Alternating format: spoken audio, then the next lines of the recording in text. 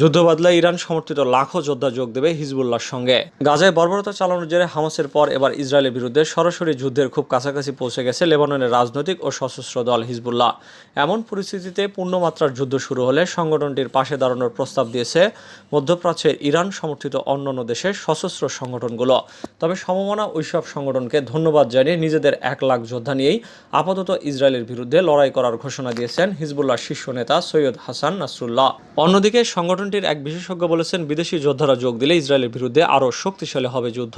গত বছরের 7ই অক্টোবর গাজায় ইসরায়েল আগ্রাসন শুরুর পর থেকেই ফিলিস্তিনিদের সঙ্গে সংহতি জানায় হিজবুল্লাহ। এরপর থেকেই উত্তর ইসরায়েল ও দক্ষিণ লেবানন সীমান্তে প্রায় প্রতিদিনই দুই পক্ষের মধ্যে গুলি বিনিময় চলছে। এর আগে 2011 সালে শুরু হওয়া সিরিয়ায় 13 বছরের সংঘাতে প্রেসিডেন্ট বাশার আল আসাদের পক্ষে অবস্থান নিয়ে লেবানন, ইরাক, আফগানিস্তান এবং পাকিস্তানের ইরান সমর্থিত যোদ্ধারা সেখানে যুক্তরাষ্ট্রের বিরুদ্ধে যুদ্ধ করে। সেই ধারাবাহিকতায় এইসব সংগঠনের নেতারা বলছেন তারা এবার ইসরায়েলের বিরুদ্ধেও যৌথভাবে লড়তে চান। হিজবুল্লাহর নেতা নাসরুল্লাহ গত বুধবার এক বক্তৃতায় বলেন, ইরান, ইরাক, সিরিয়া, ইয়েমেন এবং অন্যান্য দেশের সমমনার নেতারা এর আগে হিজবুল্লাহকে সহায়তা করার জন্য হাজার হাজার যোদ্ধা পাঠানোর প্রস্তাব দিয়েছেন। নাসরুল্লাহ বলেন, আমরা তাদের ধন্যবাদ দিয়েছি। আমাদের কাছে যে 1,00,000 যোদ্ধা রয়েছেন তাতেই আমরা স্বয়ংসম্পূর্ণ মনে করছি। নাসরুল্লাহ বলেন, বর্তমান পরিস্থিতিতে হিজবুল্লাহর জনশক্তির একটি অংশ শুধুই ব্যবহার করা হচ্ছে, যারা মূলত ক্ষেপণাস্ত্র এবং ড্রোন নিক্ষেপকারী বিশ্বের যোদ্ধা। তবে সর্বাত্মক যুদ্ধের ক্ষেত্রে তা পরিবর্তন হতে পারে।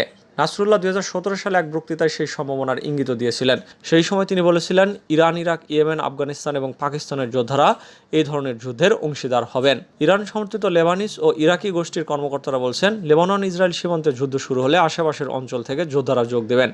এমন হাজার হাজার যোদ্ধা ইতিমধ্যেই সিরিয়ায় মোতায়েন রয়েছেন। তারা সহজেই গোপনে সীমান্ত দিয়ে লেবাননে পৌঁছে যেতে পারবেন।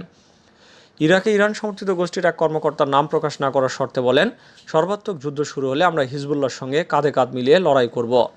অবশ্য হিজবুল্লাহর বিশেষজ্ঞ কাসিম কাশির বলেন, বর্তমানে যুদ্ধের বড় অংশই উচ্চ প্রযুক্তি নির্ভর, যেমন ক্ষেপণাস্ত্র নিক্ষেপ করা, আর এর জন্য বিপুল সংখ্যক যোদ্ধার প্রয়োজন নেই। তবে পূর্ণমাত্রার যুদ্ধ শুরু হলে এবং দীর্ঘ সময় ধরে চললে হিজবুল্লাহকে লেবাননের বাইরে থেকে সমর্থনের প্রয়োজন হতে পারে।